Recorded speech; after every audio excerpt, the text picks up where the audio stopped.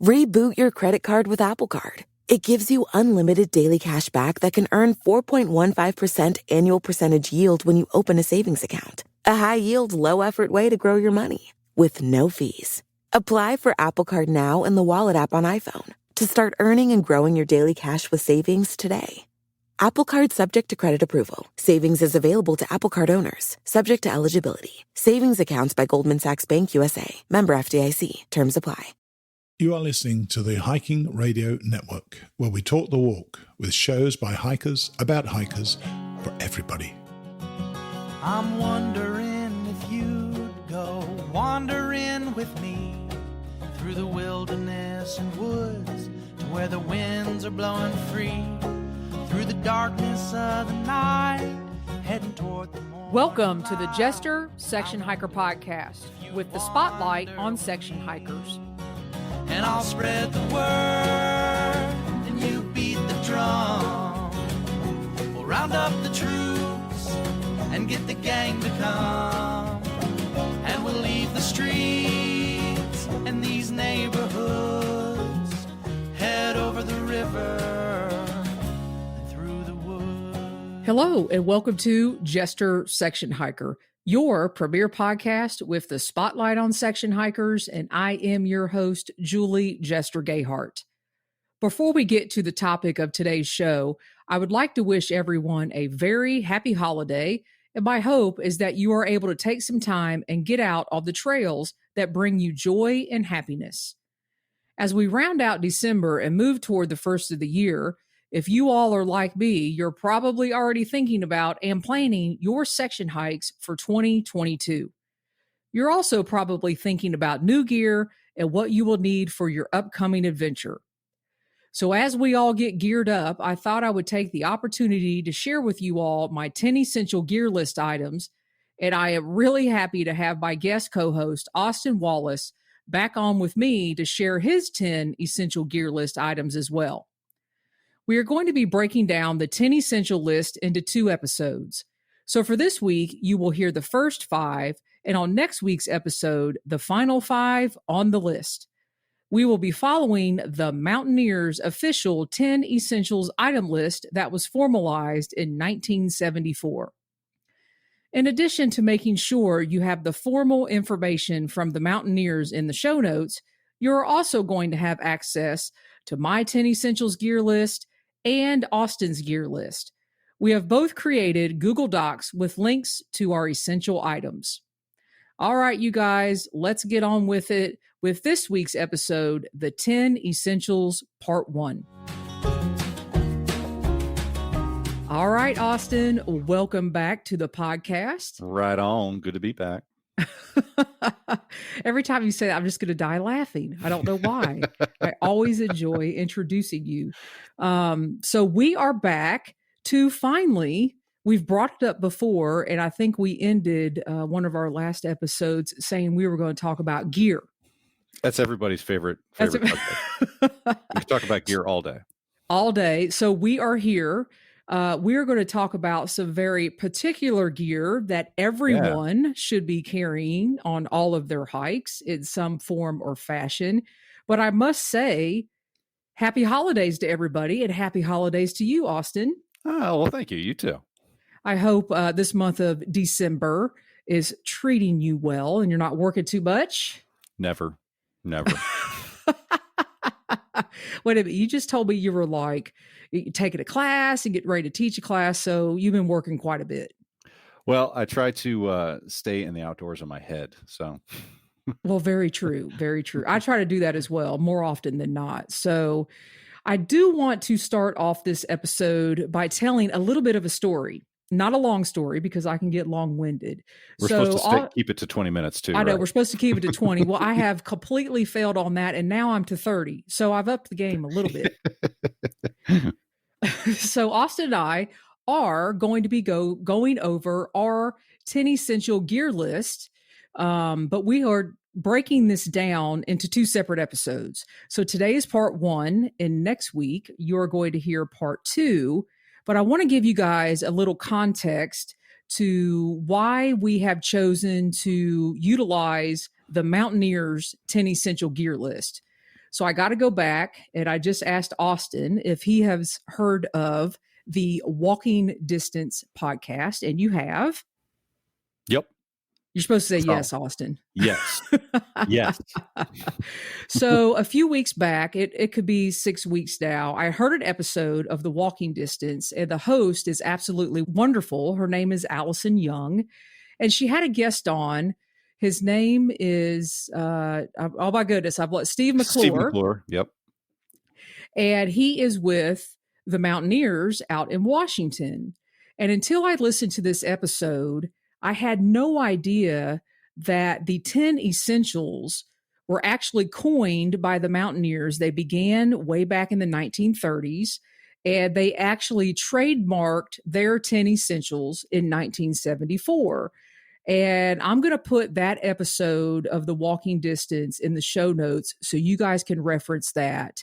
And that will give you more information why now I am utilizing that 10 essential list, because it is trademarked, it is tried and true, and it has been developed by Mountaineers out in the field in the state of Washington. So before Austin and I go over our list, Austin has a reading in the beginning, and it's going to give you guys a little more information about the Mountaineers. Yeah. So this is kind of like the OG 10 essentials.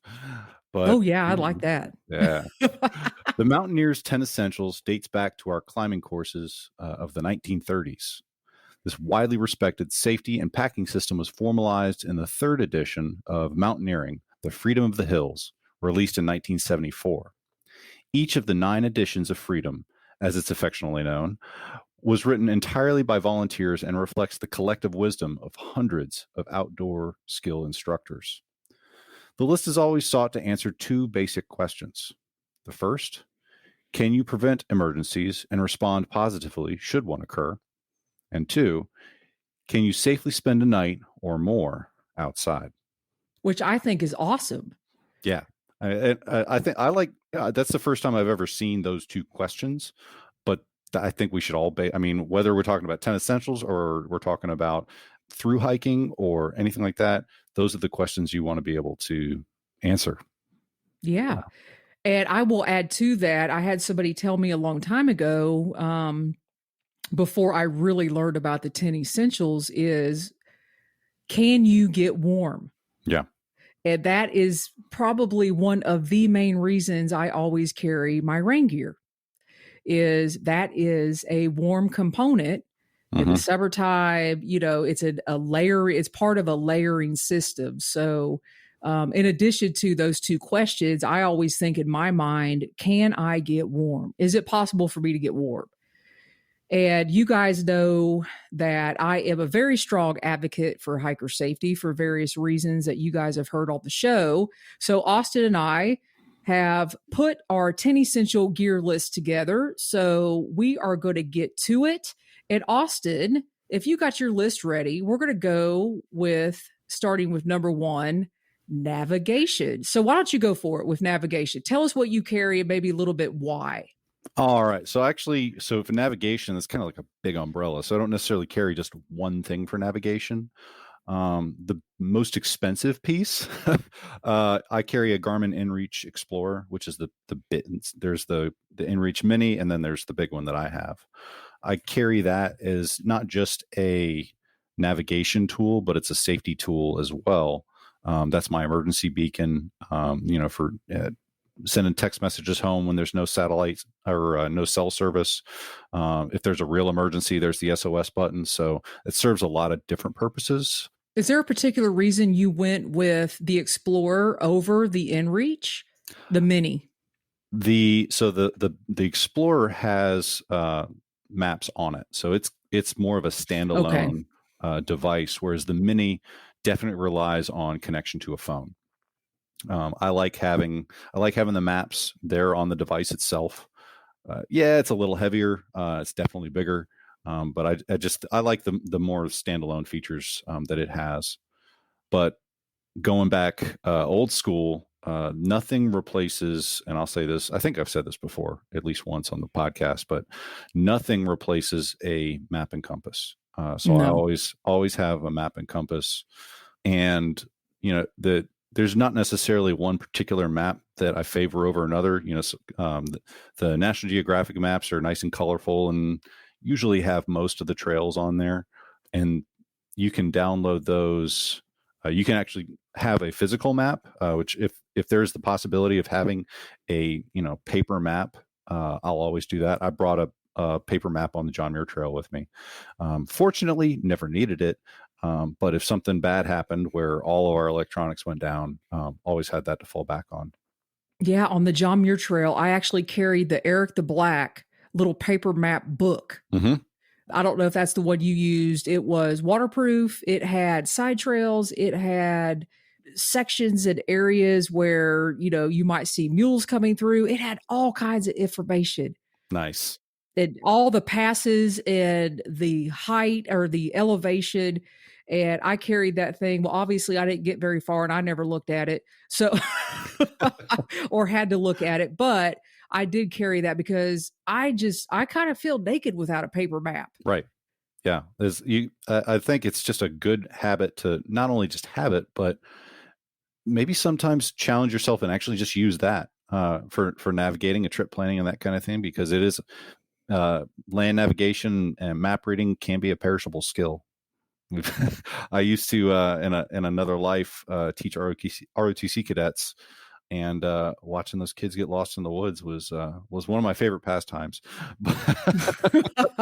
but it's something that if you don't practice, if you don't use a map and compass, when it comes time to do it for real, stress levels go up, fine motor skills go down, and you're not necessarily going to rise to the occasion. You're going to fall back to your level of training. Well, I'll tell you what, there is nothing. I have actually taken a few map and compass courses because I'm terrible at it and I feel like I need to take another one.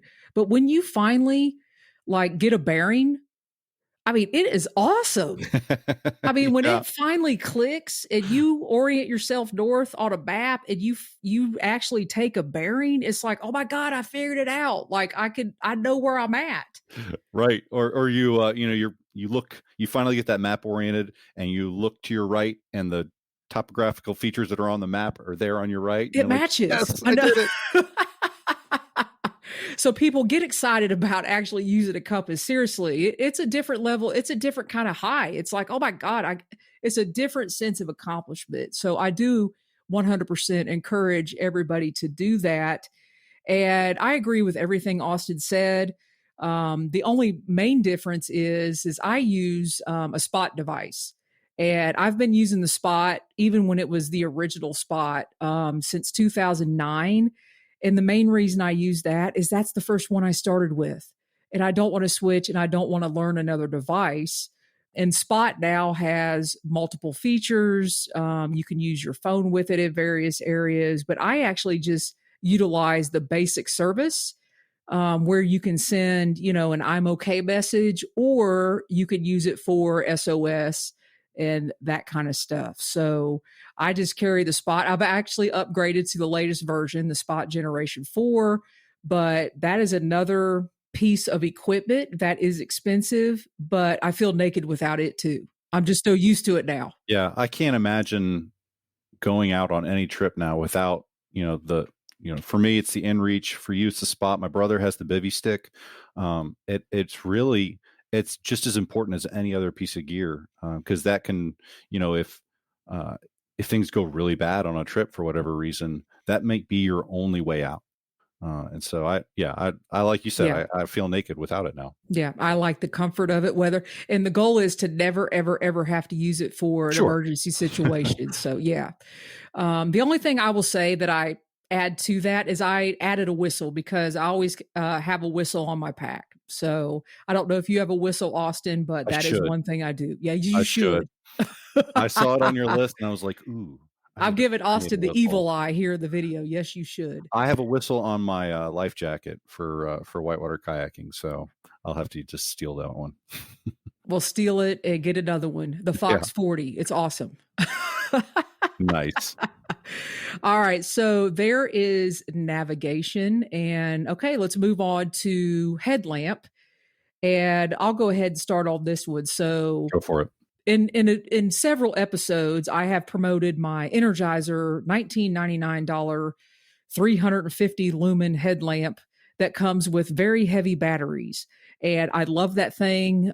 It has several settings. It's got a red light. It had a green light, but I have actually switched to a Nightcore Inu 32550 because I like a lot of light. That thing is legit. My brother has one. They're awesome. And the main reason I switched was this one is now chargeable and I don't have to, it's actually lighter and I don't have to carry extra batteries. And I carry a battery pack anyway. Yeah. So it's like, all right, let's see what we can combine here. And because we are all always tweaking our gear. And that is one of the things that I tweaked specifically for the Job Year Trail. So Austin, tell us about your headlamp. So I carry the Petzl Bindi, which is insanely expensive for it's such a tiny little headlamp. But I like it because it's very, very light. It's not going to put out a light that you can see from space. It's not going to be super bright, but it does everything that I need it to. As far as like, it's a USB charge as well. And what I like about it is that it's very simple. There's really not much to it, but it lasted me the entire JMT. I never had to recharge it. And it got me up Mount Whitney in the dark. So I think that's the field test. And it worked. It's tried and true. Right. And I didn't do it on the JMT just because it was counting ounces, but when it comes to light, I'll also bring along just a tiny little, and I think it carries like one AAA battery, but it's just a little Streamlight flashlight, and it's just a traditional flashlight, but I carry it like in my pocket every day when I'm out and about. It's just an extra little flashlight, but it can't be more than 3 or 4 inches long, and it's still light. I wouldn't say. Does it have a clip on it? Because I've often thought about getting one to clip onto like the brim of your hat or whatever. Yeah, like the brim of the hat. So it does have a clip. I've never clipped it on the hat, but I'm sure it would work. Yeah, see, that's the other thing. I see little geared gadgets like that. I go, "Ooh, that would be helpful." But then I'm adding another item in addition to my headlamp. So I need it. I want it. All right. So there is our headlamp. Austin carries an extra battery. I no longer carry extra batteries. I carry a cord so I can charge my headlamp if needed. And so we move on to number 3 on the 10 essential list, which is sun protection. Sunglasses, clothes, and sunscreen. So real quickly, you guys know my white sunglasses that I use. They are actually sunglasses that you're supposed to like do yard work in, that I actually got at the Stihl store. I think that's how you say it, STIHL. So they're actually safety glasses that I got for like $15, and I love them. And they're wonderful. And I have recently, over the years, switched to wearing SPF hiking clothes. I don't know now if they really come without any type of SPF. Yeah. I think if you buy running clothes, they may not have them. But if you buy specific like hiking zip off pants and shorts, it's all going to have some sort of SPF. And we all know what the sun damage can do. And especially if you get caught in a situation and you are somewhere without cover, you want to actually cover yourself and have protective clothing. I wear the Columbia women's, I think it's called the Bahama shirt, and it works. And then sunscreen, I always carry 30 SPF. I don't know why. Some people use 50, some people use 70, some people use 100, but 30 seems to work for me. And I'm pretty fair skinned. So I think that offers pretty good protection. So Austin, what you got? I am not a humongous fan of sunscreen, and I'll probably, the Karens of the internet will probably boo. Listen, if I had a little thing I could hit, boo. But I'm going to say, but there's a big caveat here. So I wear SPF chapstick. When I did I paddled the Apalachicola River a few years ago with my dad, and had never had sunburned lips before that trip, and got about 3 days down and had sunburned lips and had no way to do anything about it other than just grin and bear it. And it was not fun. So SPF chapstick is a must. I was going to say, there's no way you went to the JMT without sunscreen and SPF chapstick. Yeah. Not possible. So, and so my brother's got, he wore like a outdoor research hoodie, but he's fair skinned. And so he would use sunscreen on like his nose and stuff like that. I'm more of a wear long sleeves. I had a buff. So when I knew we were going to be out without any trees or anything like that, I'd put the buff because I don't burn very easily. My wife hates me because we'll go to the beach and she'll get toasty. Just get red and sunburn, and I don't wear anything and I'm fine. But I will get sunburn on the back. Austin, of my I neck. can hear the people now saying, I know, it doesn't right? matter, Austin. I know. I'll just let you know what they're saying. I'm letting you know what they're saying. Okay. I never said what I do is right. What about sunglasses? Do you have sun protection for your eyes? Yes. So Okay. I've just got a pair of Oakley flak jackets, I think is what the model name. I like the polarized lenses. So I'll usually cycle through those, every 5 or 6 years once they get beat up enough. But yeah, sunglasses, long sleeves, buff, hat. My hair is coming out one strand at a time. And so I definitely have to keep my dome covered. So I'll wear my tried and true hiking hat is the Outdoor Evolution trucker hat. So I retired the one from the JMT because it was just done, and then a really nice person got me another one. Man, you should really thank her. Yeah. So for those that don't know, Jester hooked me up with a signed hat from Darwin himself, an Outdoor Evolution trucker hat. So that was probably the coolest hiking gift I've ever received. So that was. Don't tell anybody I'm that nice. Well, listen, I know you are a fan of the Outdoor Evolution and Darwin. So when I had the opportunity to meet him at Alda, I could not pass that up. So good stuff. Much appreciated. I said, I know somebody who wants one and I need you to sign it. He said, okay, sounds good. All right. So wrapping up sun protection, in all seriousness, the sun hoodies have become very popular. Like you said, your brother wears long sleeve hiking shirts that have the SPF, hiking shorts that have the SPF, all types of brands you can look up, sunglasses. And we are very spoiled, I will say, for those of us on the East Coast that hike in the Appalachians, because we are a lot of times in the Green Tunnel. Mm-hmm. But for those that are out on the West Coast, down in Arizona, out in Colorado, where you are hiking on exposed trails all the time, number 3 is vitally important, especially if you get into a situation where you have to be out overnight or out during the day more and you didn't plan to do so. So our spoiled tails on the East Coast will learn how to take number 3 more serious, Austin. Awkward. All right, number 4, first aid. Yeah. Our first aid kits. And those are very personable, depending on what you have in your first aid. And I will say that my first aid can consist of anything. Here they recommend, the Mountaineers recommend in your first aid kit that you definitely have foot care and you have insect repellent. And I agree with that. Yeah. Another thing I don't go on any hike without is leukotape. Leukotape does a lot. It's very good for blisters. It's very good if you have to tape your gear. It kind of works like duct tape, but it's a lot better to put on your skin, in my opinion. And it will stay on forever.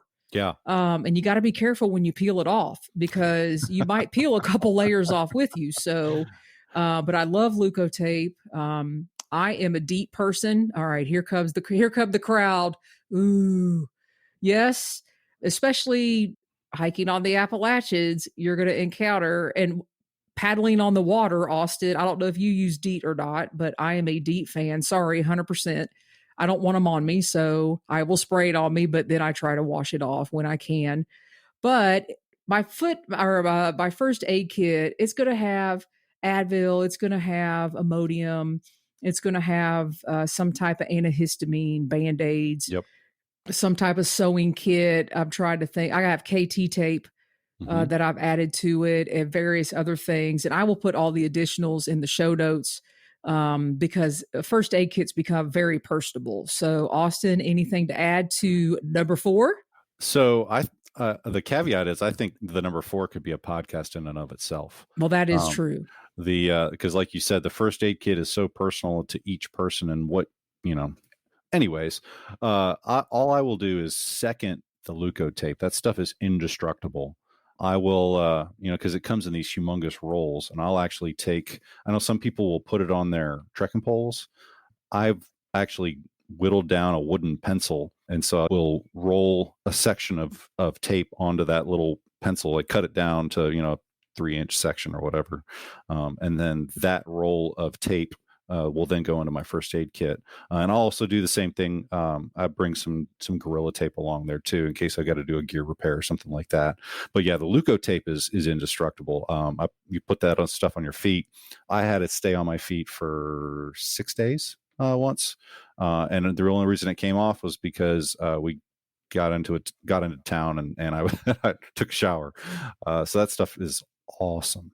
It's awesome. But I recommend, if you feel any type of hot spot on your foot, immediately stop. Yeah. Take care of it. Leave the Leuco tape on. And I promise you, it is a miracle. It will not even bother you. I don't even know how it happens. But Austin, I promise you, this is a true story when I tell you this. I have a carpenter's pencil that I cut, and I have carried that carpenter's pencil with Leuco tape around it on every single hike I have ever been. I'm not kidding. I will take a picture of it and put it in the show notes. And I just thought I was so original. I have never talked about it. And I thought, oh my God, it's a carpenter's pencil. Cause they're fat, they're flat. Yeah. Yeah. And I was like, man, he is really bursting my inside story because I've never said that before. Sorry. Well, you know what they say, Jester. Great minds think alike. That's right. That's right. And when we're done recording this part 1 episode, I'm gonna go get it and show it to you. But as far before we move on, the other thing that's probably worth mentioning as far as insect repellent, I know you said you're a DEET person. I'll do the permethrin, but I will also pre-treat my clothes with permethrin. And I'll pre-treat like shelters. So if I'm going out in the tent or in the hammock or whatever, spraying that down. And I've actually had really, really good success with the permethrin. I can see that it works. So that's a good one. I forgot about the permethrin, and I'm really bad about that because I used to do that religiously, and I have gotten out of that habit. So I need to get back in that habit again. So thanks for reminding all of us about that. All right. Last but not least for this episode, number 5, a knife. So I will say, Austin, I know you just carry this big old knife. I could just visualize it. I carry a very simple, it's called the mini Swiss Army knife. And it's really small. It fits in your pocket. It'll fit in your fanny pack. I do keep it accessible. And it has one little knife blade. It has a pair of scissors. And it also has a file, but out on the tip of the file, it has like a flathead little screwdriver. So, and that's really all I've ever needed. And it's allowed me to do repairs. It's allowed me to cut food. And I've never really had to use it in an emergency situation. So, and a link to that, I think I got it on Amazon. I'm pretty sure it's about $16. I have the exact same thing. Excellent. The little Swiss Army knife, like you said, it does a little bit of everything. It's got scissors if you need to do surgery on your feet. I know that nighttime surgery in your tent, that is a thing. Yes. Yeah. For sure. It is a rite of passage when you begin to do surgery on your feet at night. Yeah. And especially when you're just hiking, sometimes I've never found myself like, oh man, I need just the big old, 12-inch K-bar. I've never just found myself needing a big sticker. Sometimes I will carry just a folding pocket knife, but I've never been like a knife guy, so I don't have like a Benchmade or anything fancy like that. It's just usually whatever's best on Amazon. But for sure, the little Swiss Army knife, because like you said, it's got a little bit of everything that you might need. It's not just the knife. Awesome. So that wraps up this episode where we have gone over the first 5 essentials on our 10 essentials gear list. And Austin is going to sign off for us by reading a little bit more from the Mountaineers. Yeah, a little bit of poetry. So here we go. This is the Mountaineers 10 Essentials Limerick by Steve McClure. To navigate, head for the sun, with first aid and knife on the run. Bring fire and shelter, extra food is a helper, but water and clothes weigh a ton. All right, you guys, we'll be back next week. Thanks, Austin. See you then. Thanks so much for joining Austin and me as we went over our own 10 essential gear list and shared what specific gear we carry on each of our own hikes. I hope you begin to take a look at your own gear and add what you need to be safe out on each one of your hikes. Be sure to tune in next Saturday as we continue our 10 essential gear discussion by rounding out the essentials as we go over what we take to make a fire, emergency shelter, extra food, extra water, and extra clothes. As always, you can go to the hikingradionetwork.com and click on the Jester Section Hiker Show to find all of today's show notes, pictures, and links mentioned in this episode. If you find value in what we do here at the network, you can donate to us by clicking on any one of the donate buttons found on our website. Thanks for listening, everybody. Happy holidays and happy section hiking. I'm wondering if you'd go wandering with me through the wilderness and woods to where the winds are blowing free, through the darkness of the night, heading toward the morning light. I wonder if you'd wander with me, and I'll spread the word and you beat the drum. We'll round up the troops and get the gang to come, and we'll leave the streets and these neighborhoods, head over the river and through the woods. You're wondering if I go wandering with you, what kind of trouble we'll get ourselves into. Would it be wrong to tag along with a band of vagabonds? You wonder if I'd wander with you. So I'll spread the word and you beat the drum. We'll round up the troops and get the gang to come, and we'll leave the streets and these neighborhoods, head over the river and through the woods.